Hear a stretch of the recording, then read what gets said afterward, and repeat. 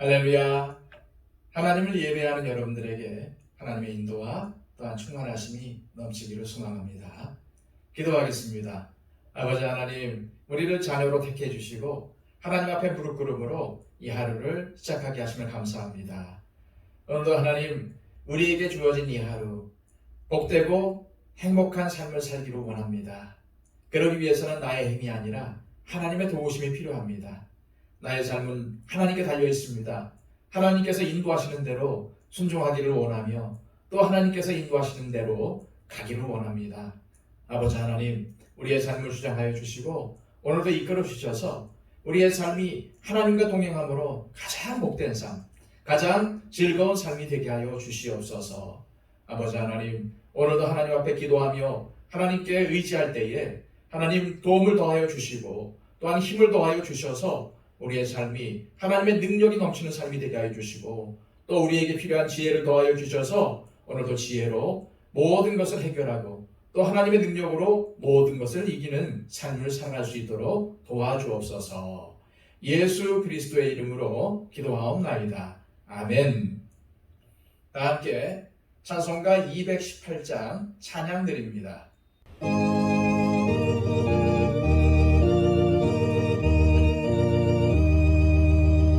내 맘과 정성을 다하여서 주 너의 하나님을 사랑하라.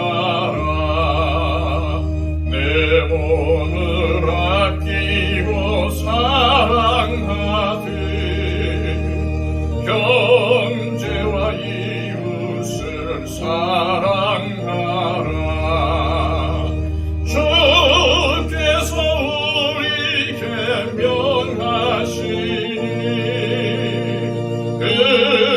명령 따라서 살아가리.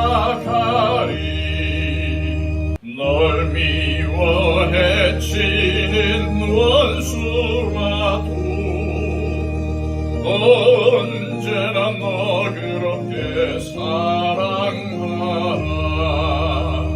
널 핍박하는 자 위에서 진실한 마음으로 복을 빌라. 주께서 우리에게 명하시니 그 명령 따라서 살아가리. 나 항상 주님을 멀리하고 형제를 사랑하지 못하였다. 이러한 죄인을 사랑하사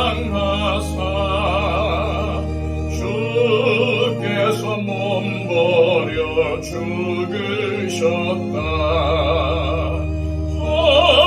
죄의 큰 사랑 받으니 내 생명 다 바쳐 충성하리.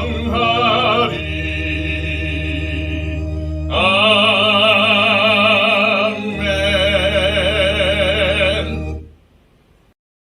이 시간 우리에게 주시는 하나님의 말씀은 구약성경 룻기 4장 7절에서 10절까지의 말씀입니다. 옛적 이스라엘 중에는 모든 것을 물으거나 교환하는 일을 확정하기 위하여 사람이 그의 신을 벗어 그의 이웃에게 주더니 이것이 이스라엘 중에 증명하는 전례가 된지라. 이에 그 기업 물을 자가 보아스에게 이르되 내가 너를 위하여 사라 하고 그의 신을 받는지라. 보아스가 장로들과 모든 백성에게 이르되 내가 엘리멜렉과 기련과 말론에게 있던 모든 것을 나오미의 손에서 산 일에 너희가 오늘 증인이 되었고 또 말론의 아내 모압 여인 룻을 사서 나의 아내로 맞이하고 그 죽은 자의 기업을 그의 이름으로 세워 그의 이름이 그의 형제 중과 그곳 성문에서 끊어지지 아니하게 하매 너희가 오늘 증인이 되었느니라 하니. 아멘. 앞에서도 말씀드렸지만 룻기를 이해하기 위해서는 다음의 개념들을 이해하는 것이 중요합니다. 첫째, 형제 중 하나가 대를 이을 자식이 없이 죽었을 때에 죽은 남편의 형제가 죽은 형제의 부인을 아내로 맞아 대를 잇게 하는 제도입니다.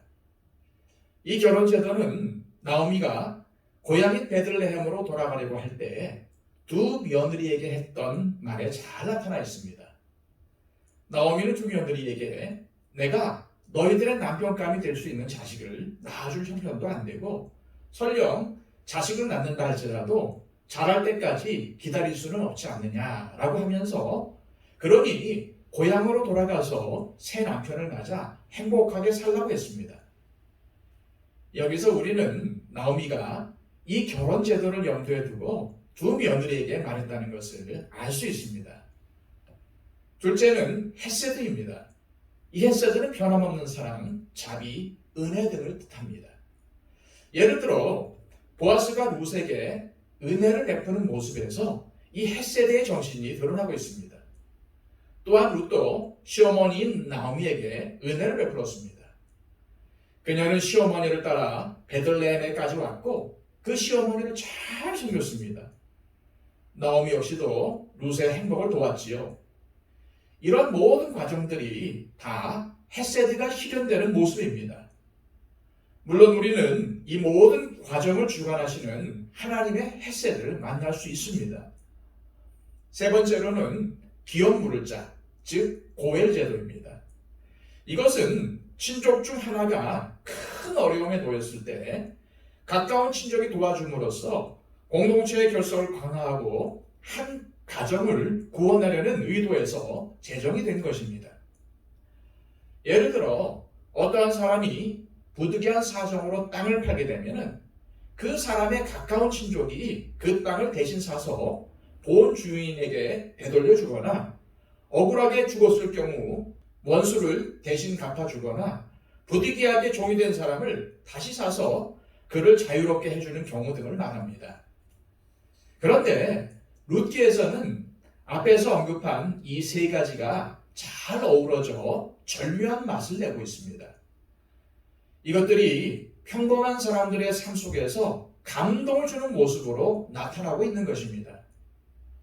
살아있는 형제가 죽은 형제의 대를 이어주는 결혼제도와 고엘제도는 결국 그것을 시행하려는 당사자의 의지가 없이는 불가능합니다. 물론 이 제도는 하나님께서 이스라엘 공동체를 유지하기 위해 제정하신 법이었습니다. 하지만 이 법이 사사시대의 이스라엘 사회에서 잘 지켜지지 않았던 것으로 보입니다. 왜냐하면 이것을 시행하려면 시행하는 사람의 희생이 요구되기 때문입니다.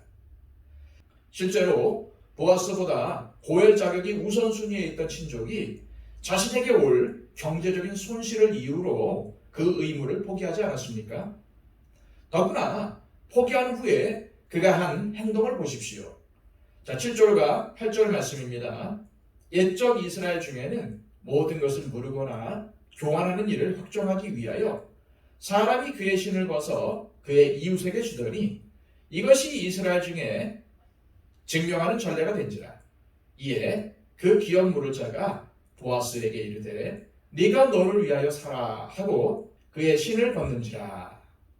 이처럼 자신의 고엘된 의무를 포기하겠다는 형식적인 절차만 거치면은 그만이었습니다. 따라서 보아스 입장에서도 이걸 지키지 않으면은 그만이었던 것이죠. 오늘날에는 죽은 형제의 대를 이어주는 결혼 제도나 고엘 제도를 행하지 않지만은 이 제도의 근본이 되는 하나님의 헤세드, 즉 하나님의 은혜, 자비, 사랑은 지속되어야 합니다. 우리가 하나님의 헤세드를 품고 있다면 어떠한 삶을 살아야 하는지는 분명합니다. 하나님을 사랑하고 이웃을 사랑하는 삶입니다. 마태복음 22장을 보면은 부활을 부정하는 사두개인들이 예수님을 시험하기 위해 다음과 같이 물었습니다. 선생님이요, 모세가 일렀을 때 사람이 만일 자식이 없이 죽으면 그 동생이 그 아내에게 장가들어 형을 위하여 상속자를 세울지니라 하였나이다. 우리 중에 7형제가 있었는데 마지가 장가를 들었다가 죽어 상속자가 없으므로 그 아내를 그 동생에게 물려주고 그 둘째와 셋째로 일곱째까지 그렇게 하다가 최후에 그 여자도 죽었나이다. 그런즉 그들이 다 그를 취하였으니 부활 때에 일곱 중에 누구의 아내가 되리이까? 이것은 살아있는 형제가 죽은 형제의 대를 이어주는 결혼 제도를 근거로 사두개인들이 예수님께 질문한 것입니다. 이걸 통해 그들은 부활이 없다는 자신들의 신념을 전했던 것이죠. 하지만 예수님은 너희들이 성경도 하나님의 능력도 알지 못하고 있기에 오해하고 있다고 지적하셨습니다. 그렇다면 사두개인들은 무엇을 오해하고 있는 것일까요? 오늘 말씀과 관련해서 본다면 사두개인들은 이 결혼 제도를 잘 알고 있었지만 이 제도에 담긴 하나님의 마음을 헤아리지 못하고 오히려 이것을 부활이 없다는 자신들의 주장을 증명할 논쟁거리로 삼아서 예수님을 공격했던 것입니다. 이들의 질문에 예수님은 너희들이 부활을 믿지 않는 것은 하나님의 능력을 믿지 못하기 때문이라고 말씀하셨습니다. 하나님이 우주 만물을 창조하신 분이시라는 것을 정말로 믿고 있다면 도대체 하나님께서 죽은 자를 다시 살리실 능력이 없다고 생각하는 것이 말이 되느냐는 것입니다. 부활 때에는 너희들의 상식을 완전히 뛰어넘을 것이다. 아브라함, 이삭, 야곱과 언약을 맺은 하나님은 그 언약 관계를 이 땅에서 끝내지 않으시고 영원히 지속하실 것이다. 하나님은 죽음보다 강하시고 우리를 영원한 구원의 길로 인도하시겠다고 약속하셨기 때문이다. 따라서 하나님은 죽은 자의 하나님이 아니라 살아있는 자의 하나님이시다. 예수님은 사두개인들에게 이렇게 가르쳐 주셨습니다. 예수님은 성경에 등장하는 이러한 제도들을 가지고 쓸데없는 논쟁만을 일삼는 것은 바람직하지 않다고 보셨습니다. 대신 이러한 제도를 주신 하나님의 마음을 제대로 알아서 다른 신앙생활을 하라고 말씀하고 계시는 것입니다. 또한 마태복음 22장에는 사두개인과 예수님의 논쟁 직후에 한 율법사가 또다시 예수님을 시험하는 장면이 나옵니다. 이 율법사는 예수님께 율법 중에서 어느 계명이 가장 크냐고 묻습니다. 그러자 예수님은 이렇게 말씀하셨습니다. 네 마음을 다하고 목숨을 다하고 뜻을 다하여 주 너의 하나님을 사랑하라 하셨으니 이것이 크고 첫째 되는 계명이요 둘째도 그와 같으니 네 이웃을 네 자신과 같이 사랑하라 하셨으니 이 두 계명이 온 율법과 선지자의 강령이니라. 이처럼 예수님은 하나님을 사랑하고 이웃을 사랑하는 삶의 실천을 강조하셨습니다. 사두개인들이나 율법사처럼 신앙은 논쟁하는 것이 아닙니다. 신앙은 믿음으로 사는 것입니다. 성경에 나오는 내용에 대해서 다양한 논쟁이 있을 수 있습니다. 그리고 이러한 논쟁들이 성경을 좀 더 바르게 이해하는 데 도움이 될 수도 있습니다. 하지만 하나님께서 정말로 원하시는 것은 하나님의 은혜와 사랑을 품고 어려움에 처한 이웃을 외면하지 말고 그들이 회복할 수 있도록 도와야 한다는 것입니다. 따라서 하나님의 뜻은 이웃을 사랑하며 섬기는 데 있으며 이를 위해서 우리가 축복의 통로가 되어 하나님의 햇새들을 이웃에게 흘려보내기를 기대하시는 것입니다. 하나님은 보아스와 같은 사람이 우리 교회 가운데 더 많이 나오기를 원하시는 것입니다. 이 시간 기도하실 때 하나님, 내가 하나님이 원하시는 이 시대의 보아스, 이 시대의 루시 되기를 소원합니다. 하나님께서 나에게 주신 햇새들을 이웃에게 흘려보내는 축복의 통로로 살아가게 하옵소서 기도하시기를 바랍니다. 그리고 우리의 기도가 필요한 주변에 있는 많은 분들을 위해서 중보해 주시기를 바랍니다. 다 함께 기도하겠습니다.